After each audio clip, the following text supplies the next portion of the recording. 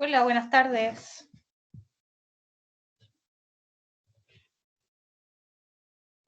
Buenas tardes, profe.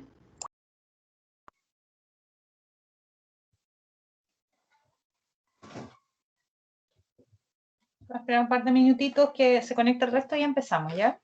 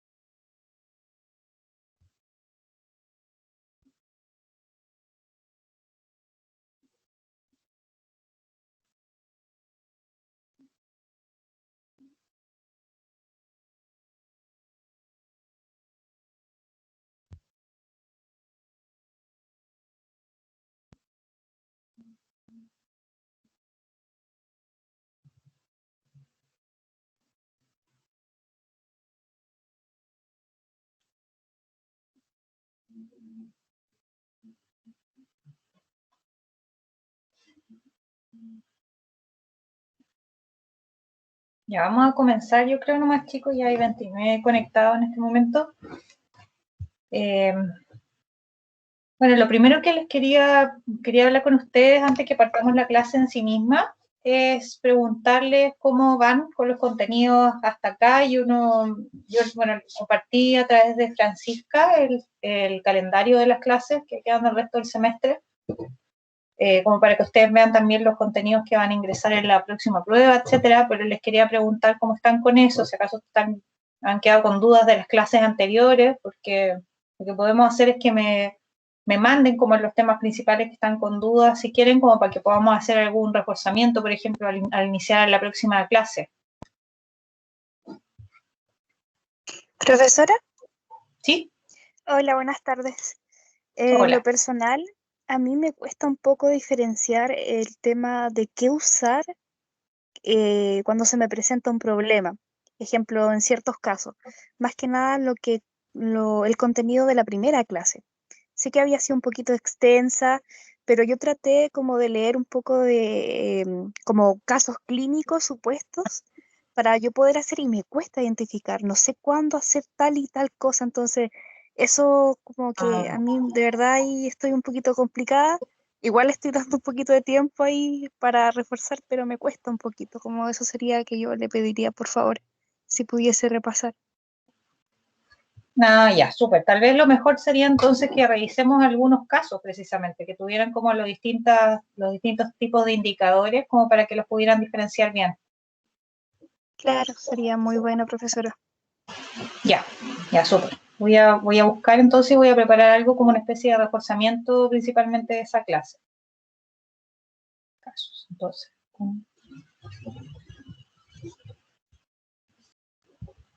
¿Alguien más tiene algo que te gustaría que podamos incorporar en este reforzamiento?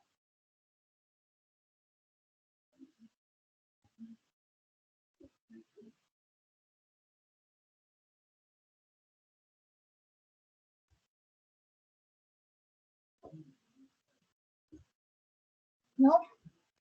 Ya, bueno, entonces me voy a focalizar en eso principalmente, más algunas dudas que a lo mejor le puedan ir saliendo en la clase de hoy. Ya, eso.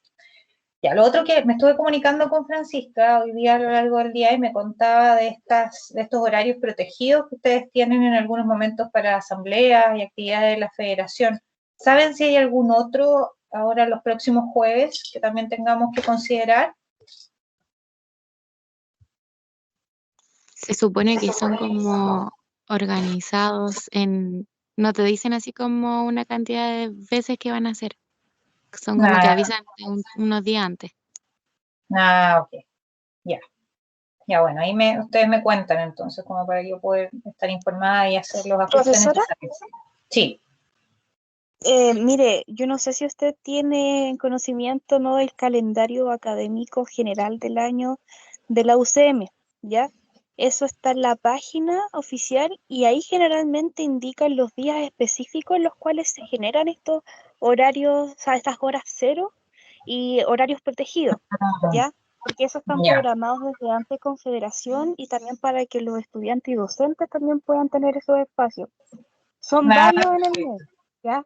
Son varios. No tengo las fechas indicadas yo por lo menos, pero creo que ahí podrá encontrarlo usted para que se guíe si es que quiere hacer para cuando mande la calendarización, ahí se guía qué días puede ser y qué no. Ya, perfecto, súper. Voy a ver con Andrea también, muchas gracias. Ya, ya. ¿Nadie más entonces tiene algún otro tema que quiera que agreguemos al reforzamiento? Además de casos con materia de la primera clase.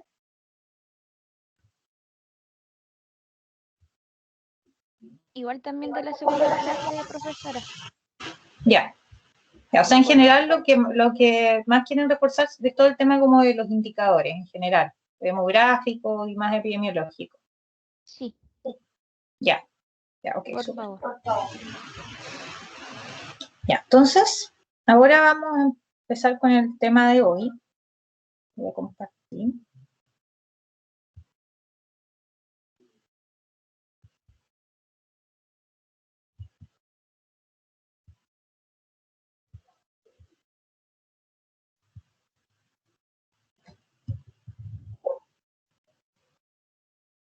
Ya, hoy día vamos a hablar de dos temas que los vamos a unificar un poquito, partiendo por el tema más general, que es el de los factores condicionantes de la salud. ¿Han escuchado hablar de este tema antes?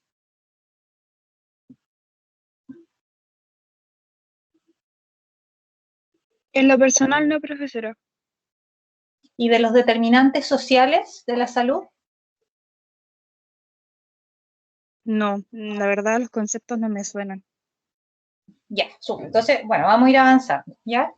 Bueno, acá esta presentación también tiene incorporadas algunas slides de presentaciones de distintas partes del mundo que he ido incorporando, revisando y que pueden ser, está como bien clarita, así que las incluí también dentro de la presentación y están ahí las fuentes. Ya, en general lo que ha ocurrido, y probablemente más que nada la noción que ustedes puede que tengan de salud, es el enfoque más bien biológico, ya que es como que el que se ha utilizado a lo largo en general del tiempo, que tiene que ver con que hay problemas de salud que están enfocados en una causa principal, por ejemplo, causas infecciosas, ¿cierto? O no sé, causas genéticas. Y esa ha sido como la forma en la cual se ha ido trabajando a lo largo de los años en general y sobre todo muy focalizado en el desarrollo de la enfermedad, del problema, más allá de la promoción de mantener la salud, ¿cierto?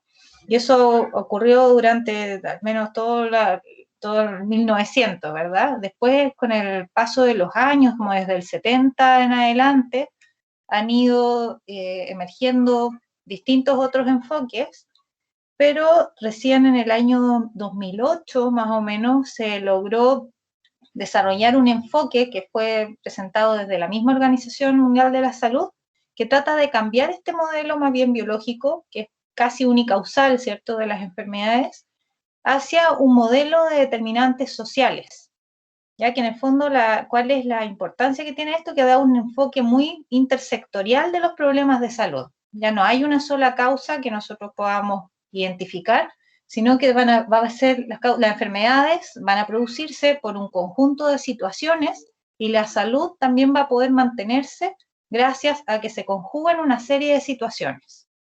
¿Ya? Entonces acá el reto que se va produciendo es que ya no es solamente que vamos a estar atacando la enfermedad, sino de que tenemos que empezar a trabajar entre los distintos sectores. ¿Y a qué me refiero a esto? Al sector salud, al sector educación, a los ministerios de vivienda, ¿cierto? Todo lo que en el fondo va a permitir que la persona se desarrolle en su máximo potencial. ¿Ya?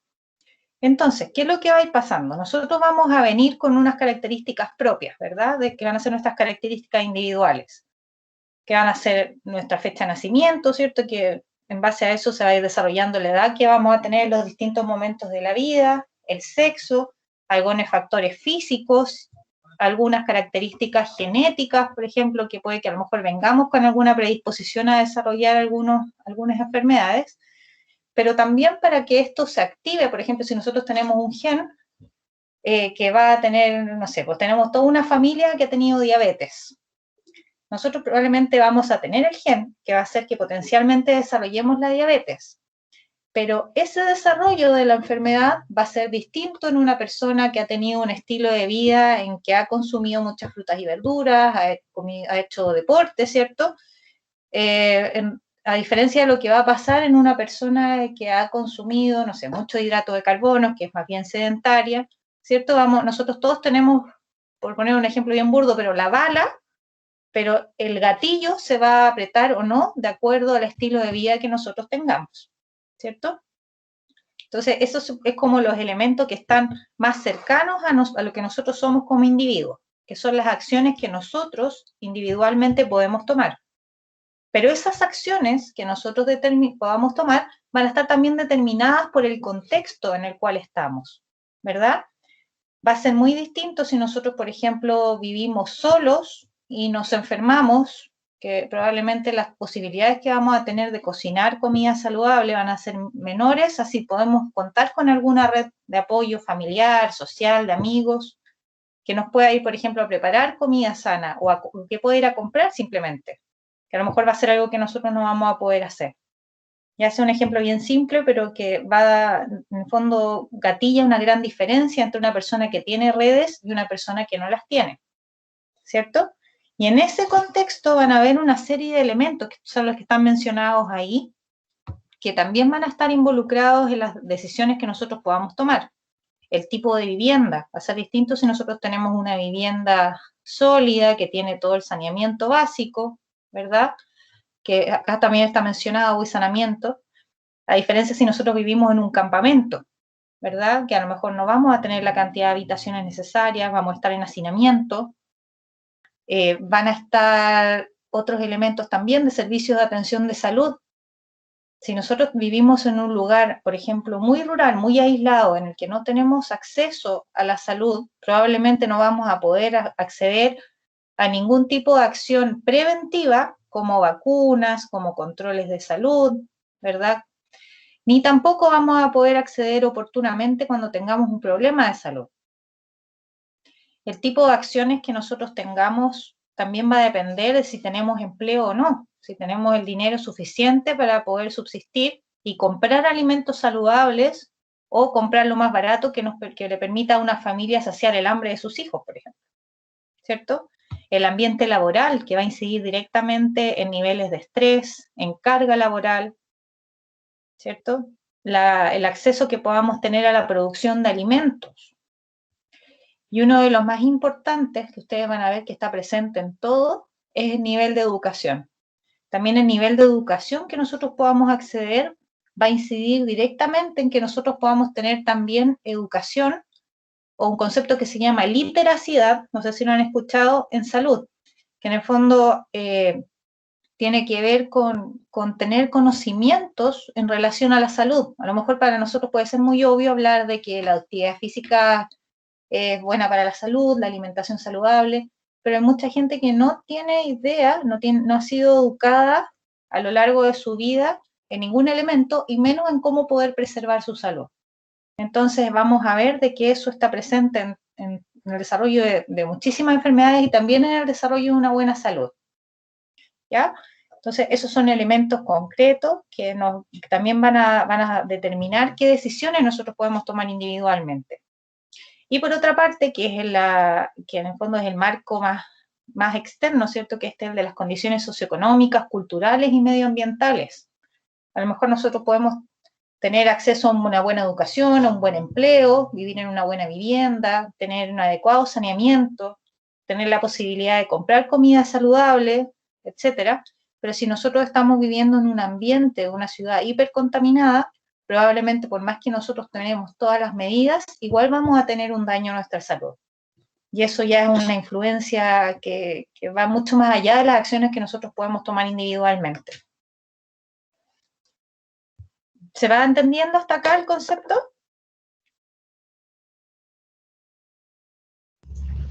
Sí, profesora. Sí, ya, súper. Entonces, como les contaba, en el año 2008, la Comisión de la Organización Mundial de la Salud, que se enfocó en este trabajo de desarrollar una teoría y un trabajo multisectorial en torno a los determinantes sociales de la salud, que esto es un trabajo bien largo que se realizó entre el 2005 y el 2008, generó este modelo en el cual ellos van considerando como todos estos distintos contextos y cómo van a ir actuando sobre las decisiones y sobre la salud de cada una de las personas. ¿Ya? Entonces, en la primera columna, esto es en el fondo un poco más de detalle de la misma figura que les estaba mostrando anteriormente.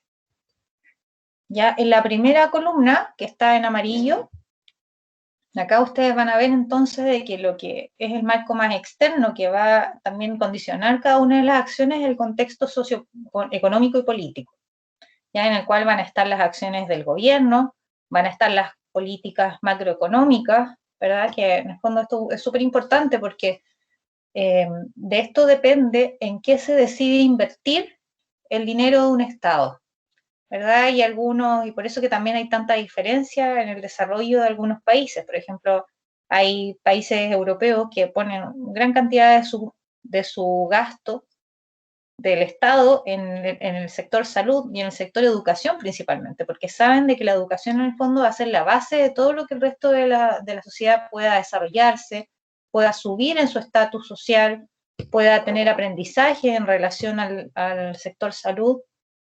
Entonces, por eso es tan importante esta parte también. Las políticas sociales en relación al mercado de trabajo, a la posibilidad de trabajo que se den a la gente, el acceso a la vivienda, que por ejemplo ahora acá en Chile se está cambiando un poco el concepto de las viviendas sociales, que solían ser como estos bloques chiquititos, ¿verdad? Que en el fondo tenían poca aislación de las otras viviendas, en general eran muy pequeñas. Ahora se está optando en algunos lugares, está ya empezando con unos planes pilotos de poder desarrollar, le llaman como el subsidio de la, no le llaman subsidio, pero es como en el fondo estas viviendas sociales, pero que son unas casas un poquito más grandes, ¿verdad? De más metros cuadrados, que tienen un mayor espacio entre una vivienda y otra, que permite también a la gente vivir de mejor manera, con menos estrés, menos hacinamiento. Están las políticas públicas relacionadas con la educación, que una de las cosas más importantes, por ejemplo, que se ha hecho es poder hacer obligatoria la educación preescolar, cuando se ha dado cuenta todo el mundo de que lo más importante es la educación en los primeros años, ¿cierto? Que en el fondo es lo que estimula una educación en el futuro, por lo tanto se está poniendo harto énfasis en eso también. Y además también la cultura y los valores sociales, que dentro de esto hay varios elementos y también tiene que ver, por ejemplo, con la violencia, que se tiene mucho la delincuencia, ¿cierto? Que tratamos siempre de que esté controlada, porque la gente si vive en un contexto, en un entorno de agresividad y violencia, también tiene mucho más riesgo de sufrir estrés e inclusive de riesgo de morir por agresiones, ¿verdad? Bueno, después de estos elementos viene una segunda capa, podemos decir que tiene que ver con la posición socioeconómica de los individuos. ¿Ya? Esto va a estar bien relacionado con el contexto en el cual se desarrolla el país, pero también esto probablemente es algo que viene un poco determinado también en el tiempo, en el sentido de que una persona que nace en una clase social es difícil que pueda moverse hacia otra. Ya la educación suele ser uno de los elementos que permite que haya movilidad social, pero también esto está muy determinado por otros elementos como el género. Generalmente a las mujeres les cuesta más poder hacer esa movilidad. También la etnia, a los grupos étnicos en nuestro caso a la población mapuche también tiende a tener menos facilidad para poder hacer eso. Y esta clase social también suele determinar la ocupación que puedan tener las personas y con eso también su nivel de ingreso, ¿ya? Por lo tanto, estos dos elementos, estas dos columnas, son las que van a llamarse como los determinantes estructurales de las desigualdades en salud. Ya, si ustedes piensan en comparar a dos personas que tengan características distintas, principalmente en esto, en su posición socioeconómica, probablemente los resultados en salud que tengan esas dos personas van a ser muy distintos. ¿Ya? Posterior a eso viene esta otra columna que tiene que ver con las condiciones de trabajo y de vida, por ejemplo, que tienen las personas, y también con otros elementos como los factores conductuales, que son los hábitos, y también las características biológicas, ya que ahí pueden venir también los elementos genéticos, algunos factores psicosociales, depresiones que suelen aparecer y que la mayoría de las veces también provienen y se producen a raíz de estos elementos más estructurales que tienen detrás. Ya la gente puede desarrollar, por ejemplo, muchos problemas de salud mental que van a ser a raíz de estos elementos que están causándoles alteración en su vida y que ellos no pueden modificar. Y ahí estos se consideran como los determinantes intermedios de la salud. Y es aquí donde operan los sistemas de salud generalmente. Pero lamentablemente suelen operar como atacando la enfermedad. Y lo que propone este modelo de cambio es de que se pueda trabajar en un sistema de promoción de la salud, de promover conductas y hábitos. Y eso también implica un trabajo multisectorial en el sentido de que necesita de que todo este otro elemento hacia atrás también se enfoquen en esos cambios. ¿Ya? Porque si, por ejemplo, nosotros tenemos, no sé, alimentos saludables, estamos promoviendo la alimentación saludable, pero sin embargo en esta otra columna del contexto social y político deciden poner un impuesto a la alimentación saludable, por mucho que el sistema de salud se enfoque en realizar una promoción de estas conductas, la gente simplemente no las va a poder seguir. ¿Ya? Entonces, eso es como la manera en la cual interactúan estos distintos elementos. Entonces, ¿cuáles van a ser los determinantes sociales de la salud? Se van a resumir como las condiciones sociales en las que las personas nacen, crecen, viven, trabajan y envejecen. ¿Ya? Y va a tener distintos contextos, pueden ser de pobreza, pueden ser, ¿cómo se llama?, contextos de guerra, como por ejemplo lo que estamos viendo ahí en las imágenes, que por supuesto que van a definir todo el resto de la vida y el desarrollo de la salud de las personas. Entonces, ¿cuál es la pregunta? Nosotros vemos que estos determinantes sociales de la salud están equitativamente distribuidos. La verdad es que no, ¿verdad?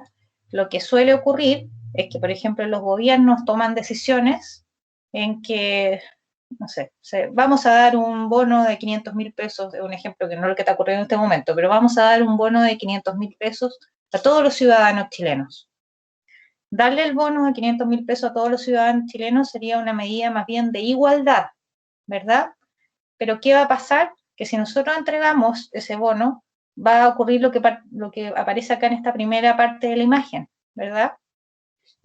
Aunque, a pesar de que estamos entregando a todos lo mismo, van a haber personas que van a quedar en una mejor posición que otras, ¿verdad?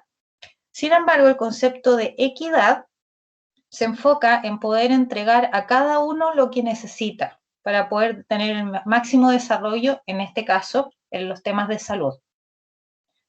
¿Se entiende hasta ahí? ¿Tienen alguna duda?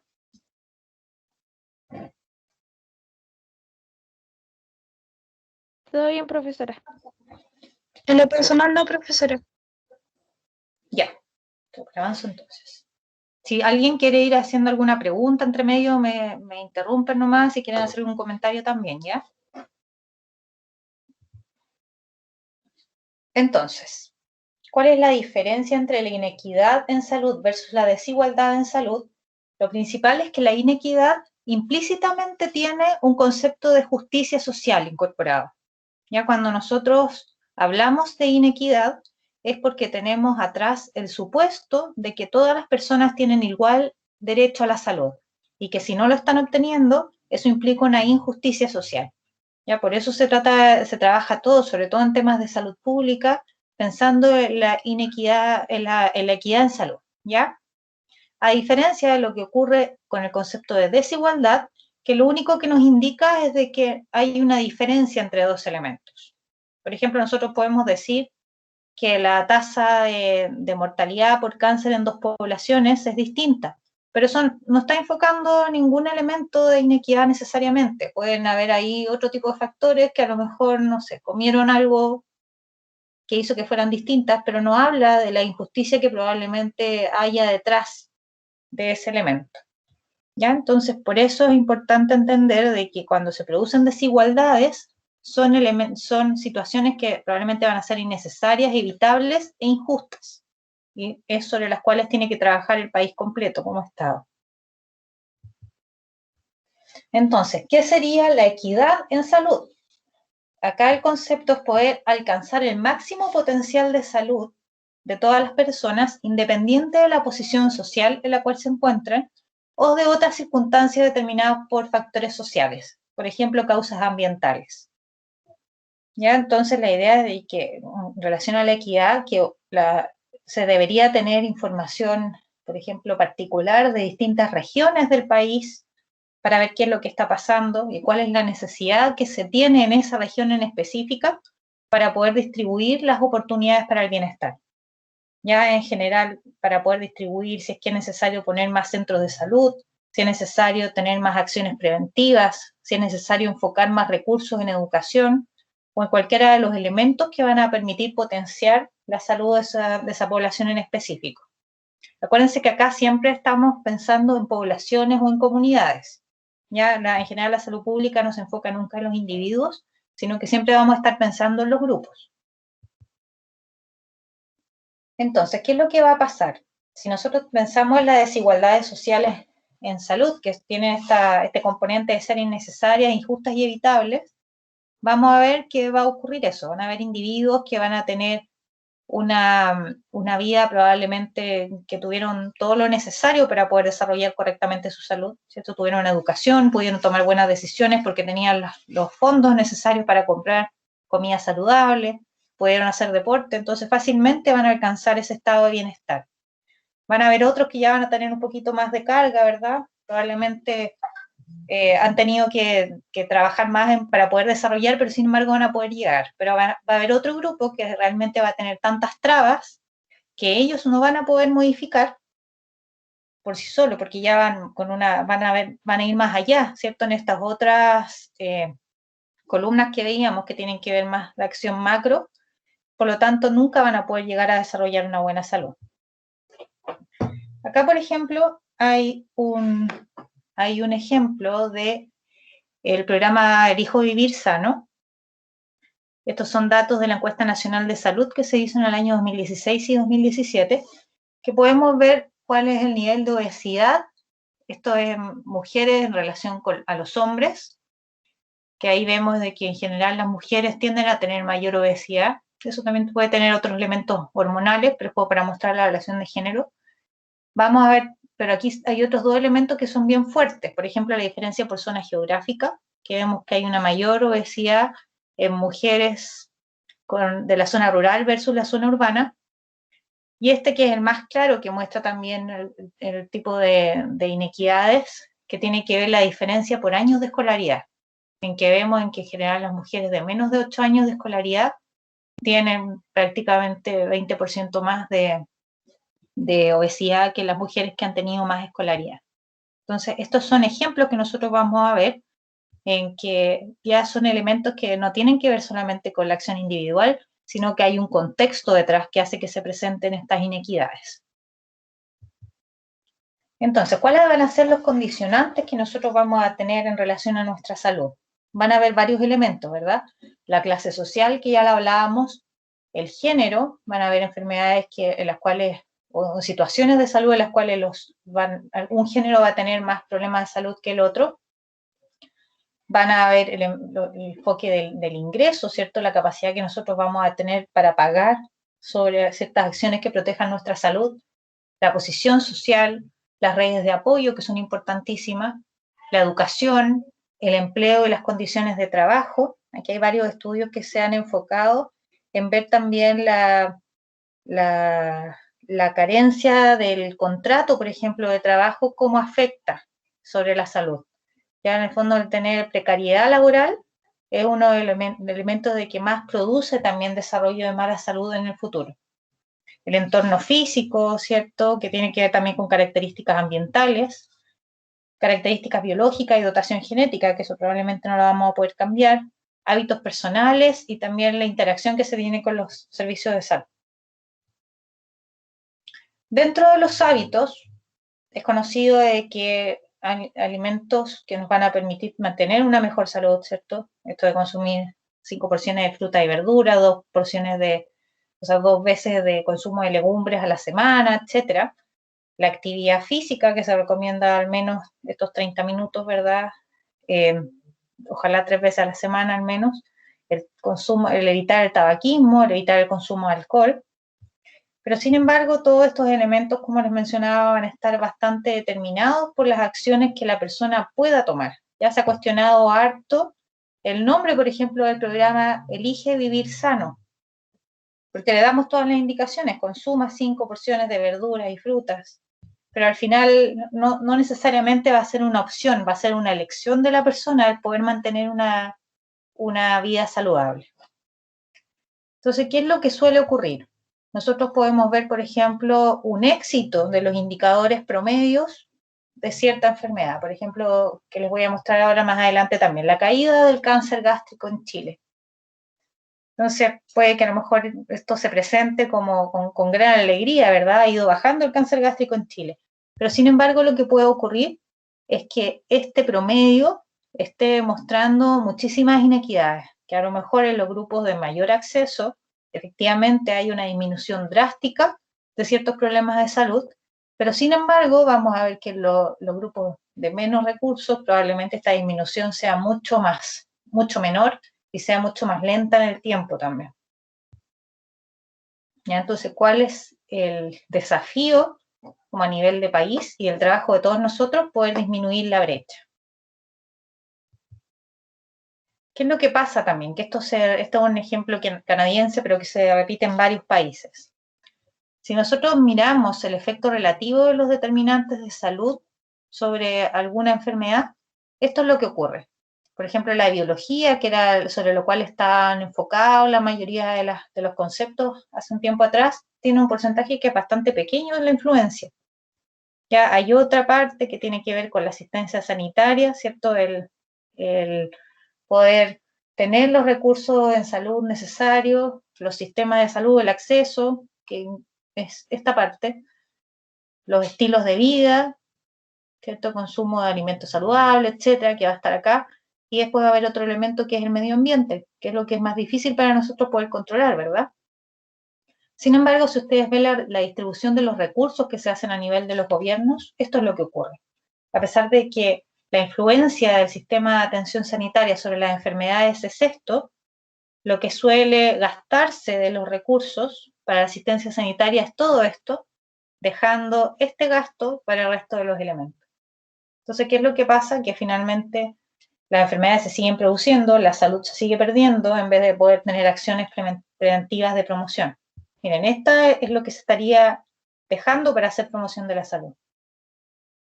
Entonces, esto es un comentario bien personal, pero en el fondo esto es un poco lo que va pasando también, si lo pensamos sobre todo la primera fase del COVID.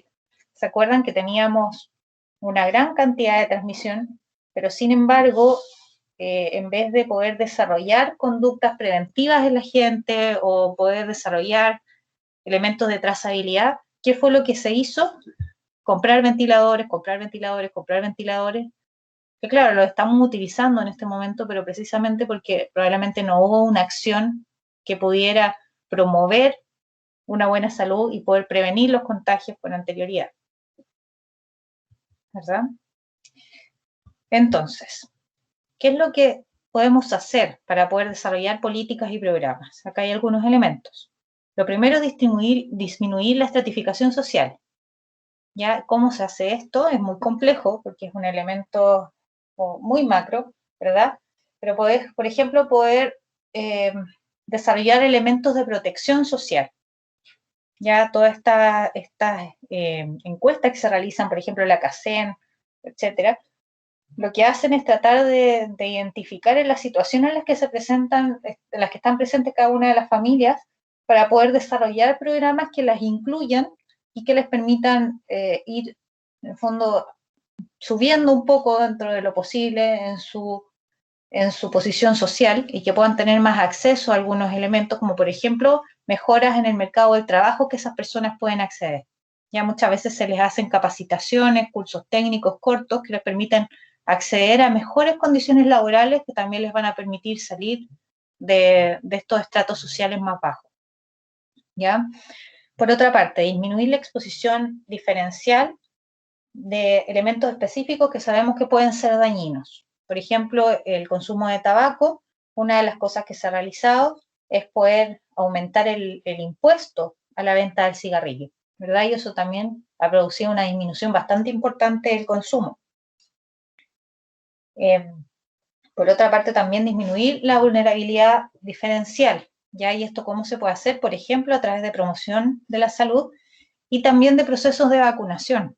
En general, Chile tiene un sistema de vacunación bastante bueno y bastante equitativo que permite que todo el mundo pueda acceder a las vacunas. Sin embargo, de todas maneras hay un programa privado con vacunas que no ingresan dentro del programa nacional, que de todas maneras va produciendo una diferencia. Probablemente las enfermedades más graves van a estar cubiertas por el sistema de vacunación nacional, pero de todas maneras hay tipos de vacunas que van a quedar fuera del acceso de todas las personas. ¿Ya?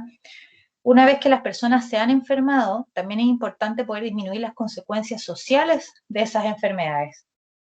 Hay personas que, por ejemplo, van a tener un accidente vascular encefálico y van a tener la posibilidad de poder rehabilitarse y a lo mejor volver a caminar y a poder recuperar algunas funciones.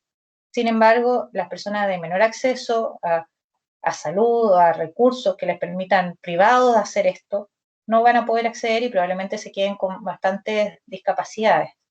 ¿Ya? Entonces, son varios elementos sobre los cuales se necesita actuar de manera intersectorial, como les he mencionado. ¿Qué es lo que ha estado haciendo Chile en general?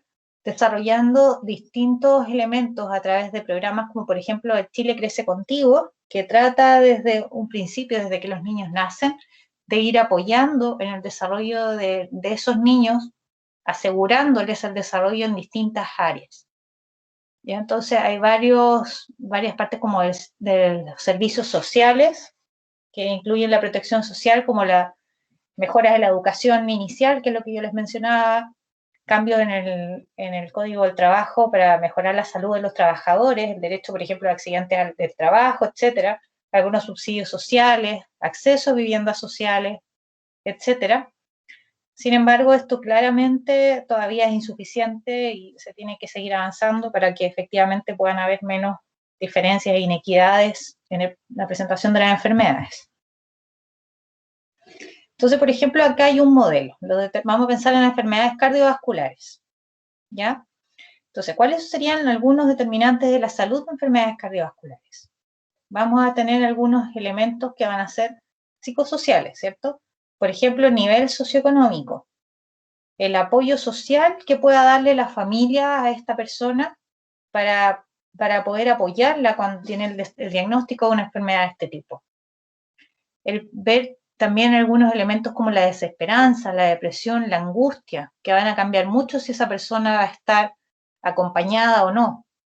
Elementos vitales estresantes, pérdidas de trabajo, muertes de familiares, también van a poder estar involucrados en algo así. Ya la autoestima, la autoeficacia, de por ejemplo sentirse que van a ser capaces de poder sobreponerse a esta enfermedad, de poder tomar la medicación, etc. También elementos como creencias subjetivas y valores. Muchas veces a algunas personas les sirve mucho poder tener creencias en relación, por ejemplo, creencias religiosas. Ese es un elemento que es muy apoyador para muchas personas. Entonces debe también ser considerado. También las representaciones sociales que se dan de salud en las comunidades respecto a ciertas enfermedades. En general las enfermedades cardiovasculares no tienen como mucha estigmatización, pero hay otras enfermedades que sí socialmente están asociados a un estigma fuerte y eso también produce daño. Ya la lexitimia, que en el fondo es este concepto de una incapacidad para poder reconocer las propias emociones, que también afecta, muchas veces no son capaces de expresar lo que les está pasando. Dentro también de esta enfermedad cardiovascular van a haber otros elementos, por ejemplo, los conductuales, que van a estar asociados, ¿cierto? El tabaquismo, una malnutrición por exceso, la mayoría de las veces, falta de ejercicio físico, ingesta de alcohol. Otros elementos más bien biológicos, que también están relacionados con todos los otros elementos que mencionamos hacia atrás, pero la obesidad, la hipertensión arterial, los lípidos, ¿verdad? Algunos factores vasculares, y elementos que son propios de la persona, como la edad y el sexo. Y además van a haber otros elementos que van a ser genéticos, ¿cierto? Que no vamos a poder alterar, que tienen que ver con nuestros antecedentes familiares, y todo esto en el contexto de un ambiente, ya que el ambiente además puede también estar con algunos componentes que pueden estar potenciando más el desarrollo de estas enfermedades. ¿Cómo van hasta ahí? Bien, profesora. Muy bien. Ya, súper. Yo les quiero mostrar acá un ejemplo que es un estudio que yo estoy realizando ahora. Yo, sorry que les hable tanto de cáncer, pero es el tema en el que yo más me manejo. En que les quiero mostrar precisamente algunos resultados preliminares de estudios de inequidades en cáncer. ¿Cómo se presenta? Esto de los datos del año 2017. ¿Ya? Miren, por ejemplo, en esta tabla, aquí vamos a aprovechar de mirar también algunas tasas. ¿Ya? Esto está en 100.000 habitantes. Entonces, por ejemplo, vamos a ver acá la diferencia de la tasa de mortalidad general, o sea, por todos los cánceres, en mayores de 20 años. ¿Ya? Y lo vamos a ver diferenciado entre hombres y mujeres. Entonces, ¿qué fue lo que yo hice acá? Yo calculé la mortalidad general para cada uno de estos grupos de escolaridad. Para las personas que no tenían instrucción, para las personas que tenían de 1 a 8 años de escolaridad, para las personas que tenían de 9 a 12 años y para las personas que tenían más de 13 años de escolaridad, o sea, educación superior. ¿Ya? Y me dieron estas tasas. ¿Qué pasa? Yo después dividí esta tasa, que era la mayor de las personas sin instrucción, dividida por la tasa de las personas que tenían mayor escolaridad, ya que eran estas personas con educación superior. ¿Y qué me dio en las mujeres? 9.4. ¿Alguien puede interpretar qué significa este valor?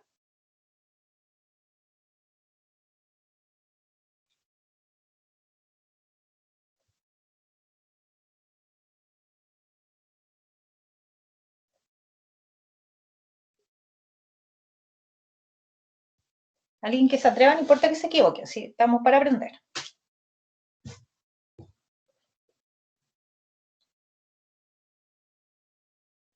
Profe, la verdad, ¿me podría repetir un poquito el contexto que me perdí? Sí, por supuesto. Ya, esta es la tabla. Acá lo que estoy haciendo es diferenciar la tasa de mortalidad según el nivel de instrucción de mujeres para el año 2017. Ya, mujeres mayores de 20 años. Entonces, lo que yo hice fue calcular la tasa de mortalidad, pero separada por grupos. Ya, agrupé a todas las mujeres mayores de 20 años, que murieron en el año 2017 por cáncer, a todas las que no tenían instrucción, a todas las que tenían de 1 a 8 años de escolaridad, o sea, hasta octavo básico, a todas las que tenían de 9 a 12 años, o sea, hasta cuarto medio, y a todas las que tenían más de 13 años, o sea, que tenían educación superior. ¿Ya? Eran puras mujeres mayores de 20 años que habían muerto por cáncer y yo las separé en estos grupos. ¿Ya? Y calculé las tasas de mortalidad en cada uno de estos grupos. Y me dio los valores que aparecen ahí. ¿Ya? La tasa de mortalidad por cáncer en las mujeres mayores de 20 años sin instrucción fue de 4.35. La del segundo grupo fue de 4.07. Del tercero fue 1.58. Y de la de educación superior fue 0.46. ¿Ya? Entonces lo que yo quise hacer después fue comparar la tasa de mortalidad de las mujeres que no tenían instrucción con las que tenían educación superior, o sea, más de 13 años.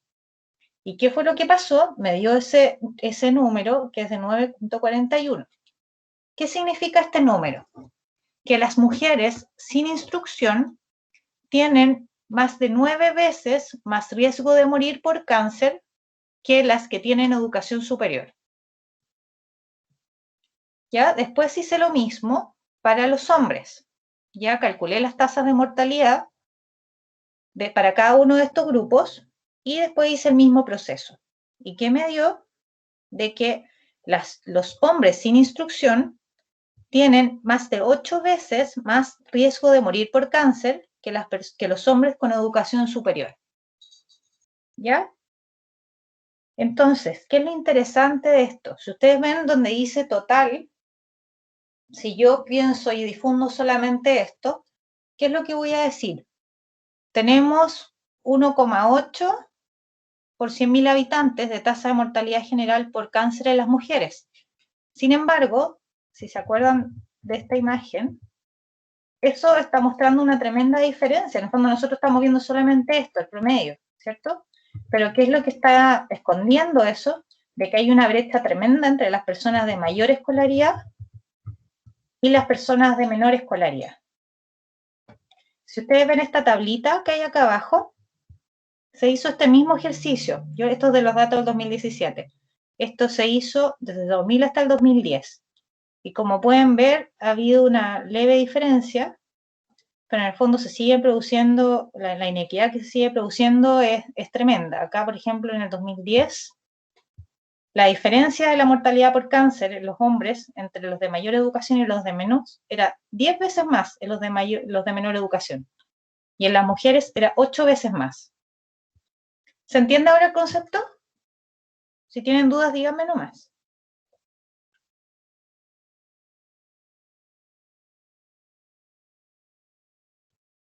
Sí, profesora, se entiende. Gracias. Ya, súper.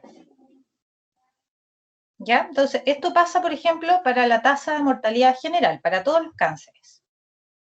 Si lo vemos para algunos cánceres en específico, esto es aún más terrible. Por ejemplo, esta es la diferencia de mortalidad por cáncer de estómago, ya también para mayores de 20 años. Y ahí, ¿qué es lo que vemos? Que la diferencia para las mujeres de la mortalidad por cáncer entre las que no tienen instrucción y las que tienen educación superior es 23 veces más posibilidades de morir por cáncer en las que no tienen instrucción que las que tienen mayor escolaridad. Y para los hombres es 18 veces más alta la mortalidad, el riesgo de morir en las personas que tienen menor instrucción que las que tienen más instrucción. ¿Ya? Esto es tremendo, es una inequidad tremenda. Sin embargo, ha ido bajando. Entre el año, la diferencia que se dio entre el año 2000 y el 2010, en un estudio que hizo el doctor Jiménez, también de la Universidad Católica, que está trabajando conmigo ahora, la diferencia de mortalidad entre el nivel bajo y el alto en ese promedio de esos años era 63 veces más en el nivel más bajo. Entonces son realmente inequidades que prácticamente no se pueden creer, no se pueden comprender. ¿Vamos bien hasta ahí? Sí, profe, vamos bien. Es alarmante la diferencia que existe. Es terrible, es triste, dan ganas de llorar. Por eso tienen que trabajar mucho también ustedes. Entonces, este es un modelo multivariado que les quiero mostrar también. ¿Han tenido estadística? ¿Bioestadística ya? Sí, en segundo año. Ah, ya. ¿Se acuerdan de algo de esto de los modelos?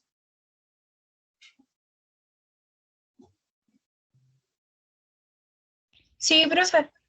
Ya, súper. Ya. Entonces, por ejemplo, este es bien interesante. Este es un modelo de asociación en que tratamos de ver cuáles son las variables que están asociadas a desarrollar cáncer de bronquipulmón, a morir por cáncer de bronquipulmón, ¿ya? Entonces, de acuerdo a este tema de los determinantes sociales, estamos incorporando acá varios elementos. Por ejemplo, dentro de los elementos biológicos, estamos incorporando el sexo, ¿ya? Entre paréntesis, ustedes van a ver la categoría de referencia. ¿Qué quiere decir esto? Los que tienen menor riesgo suelen ser los de referencia. En el fondo es contra quién estamos comparando. Ya se sabe que los hombres, en general, como por todos los estudios que se han hecho, que los hombres tienen más riesgo de morir por cáncer de pulmón que las mujeres. Ya por eso estamos usando a las mujeres de referencia. ¿Qué otra variable estamos utilizando? El nivel de instrucción, ya, o sea, la educación. ¿Cuál categoría estamos usando ahí de referencia? El nivel superior, ya que es el que está al lado del nombre de la variable. Y lo estamos contrastando contra el educación media, educación primaria y no tener instrucción. Después, estamos contrastando en la zona de residencia, las zonas rurales versus las zonas urbanas. Acá está al revés de lo que está arriba, que en el fondo los que tienen menos riesgo están entre paréntesis. Ya acá está entre paréntesis el nivel urbano, porque en el fondo la diferencia que quiero mostrar es cómo afecta, si acaso afecta más a las zonas rurales o no. Después, los servicios de salud. ¿Por qué los servicios de salud? Porque los servicios de salud suelen incorporar varios elementos también de ingreso de las zonas en las cuales están establecidas. Por esa razón, el que estamos utilizando es el Servicio de Salud Metropolitano Oriente. ¿Qué comunas incluye esto? Incluye, por ejemplo, Vitacura, Lo Barnechea, Las Condes, etc.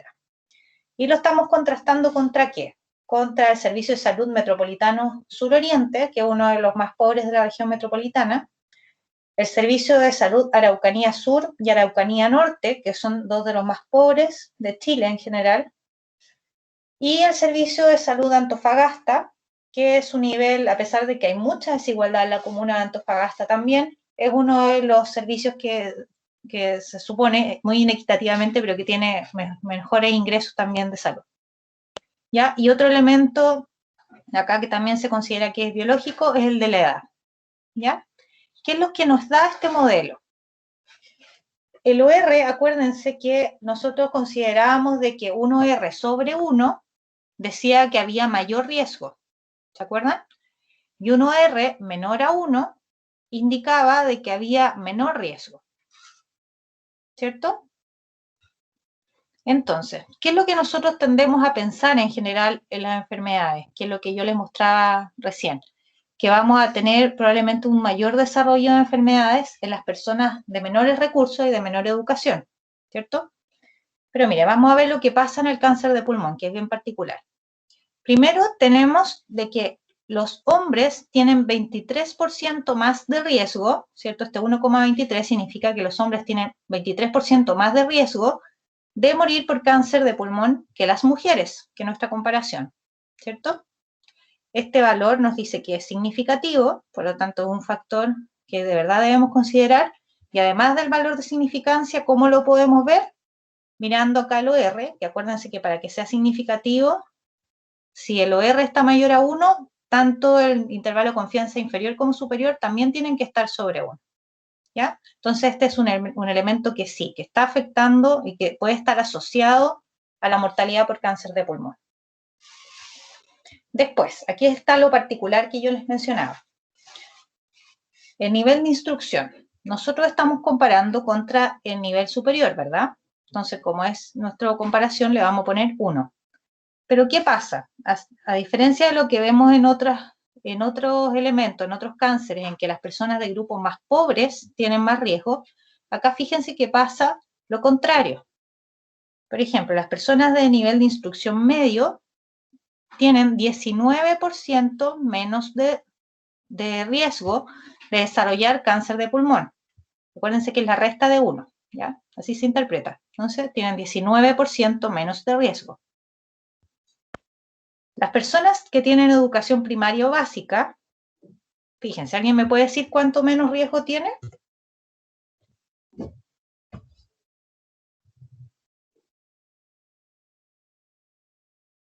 $32 menos de riesgo.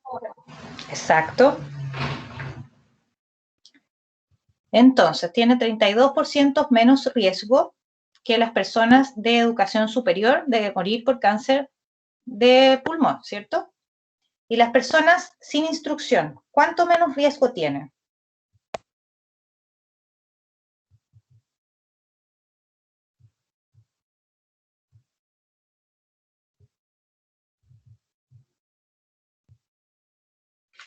67. 57. Sí, eso, disculpe. Sí, súper. 57, entonces, por ciento menos de riesgo de desarrollar cáncer de pulmón que las personas de educación superior, ¿cierto? Y si ven los intervalos de confianza, todos también están, bueno, excepto este, que pasa por el 1, pero estos otros dos, están los dos bajo 1, por lo tanto, este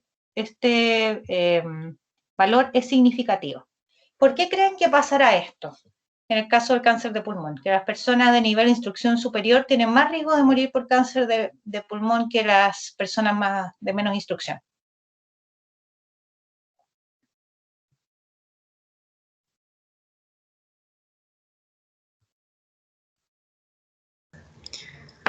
Porque tienen menos acceso a comprar cigarros, puede ser, ¿o no? Exacto. Igual es un factor determinante a la hora del cáncer de pulmón. Exactamente, ese es uno de los elementos más importantes acá y que tiene que ver con las políticas que se han ido implementando. ¿Se acuerdan de que poder poner impuestos a aquellos elementos que causan daño a la salud es un tipo de política? Bueno, acá ya se empieza a ver el efecto, ya en que vemos que las personas que tienen menos recursos tienen efectivamente menos probabilidad de poder comprarlo. ¿Ya? Entonces, de cierta forma, es una medida de protección también. ¿Ya? ¿Qué pasa acá en la zona de residencia? Vamos a ver aquí, ¿cuánto menos riesgo van a tener entonces las personas de las zonas rurales en relación a las zonas urbanas de morir por cáncer de pulmón?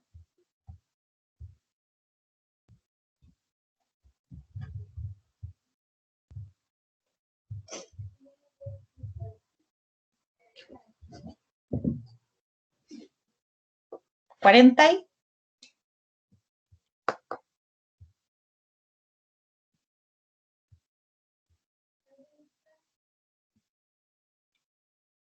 ¿No? 48% menos de riesgo. ¿Sí?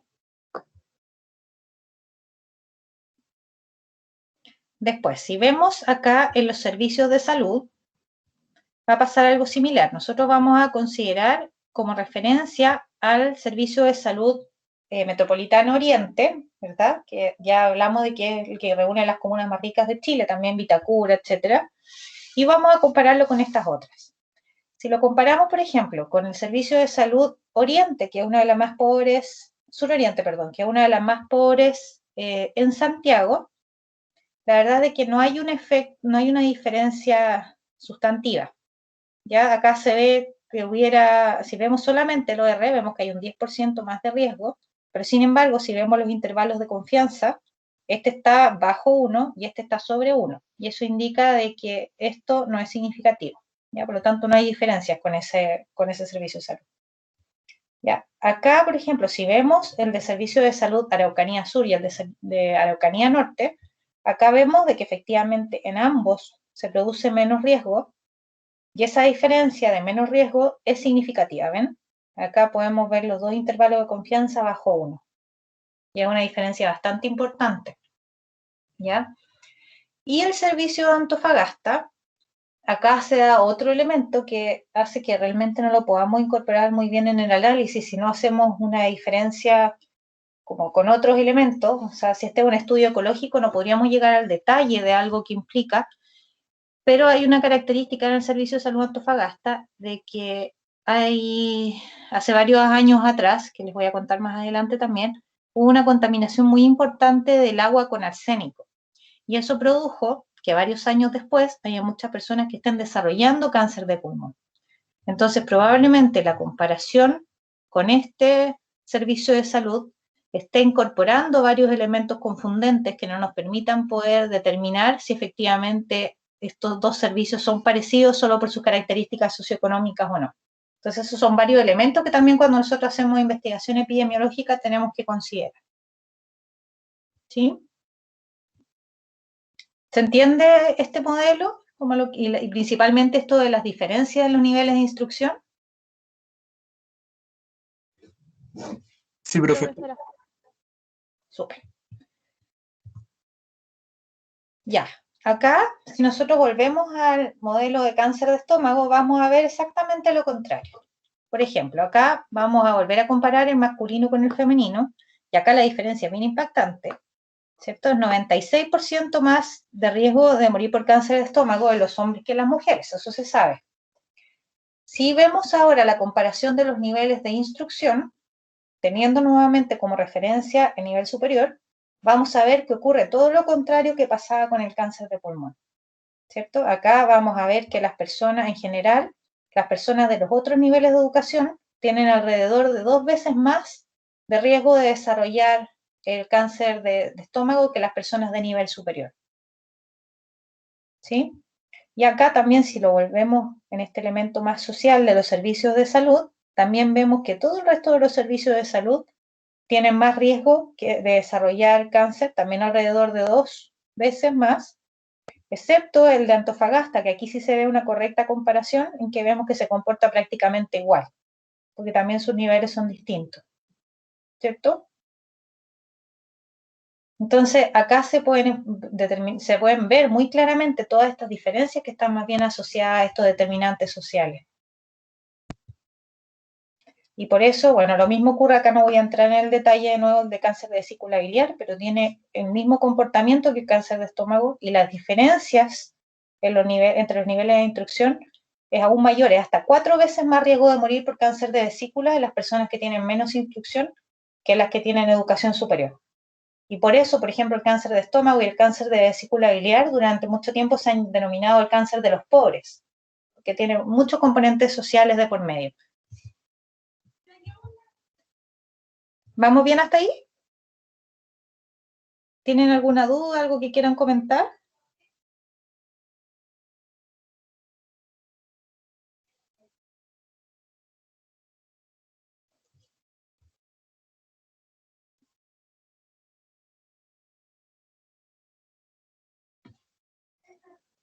¿No? Ya, entonces, miren, entonces son las 7:30, 7:32. ¿Les parece que volvamos un cuarto para las 8 y conversamos la segunda parte más enfocada en la parte ambiental? Ok, profesora. Ya, súper. Nos vemos en un minutito entonces. Ok.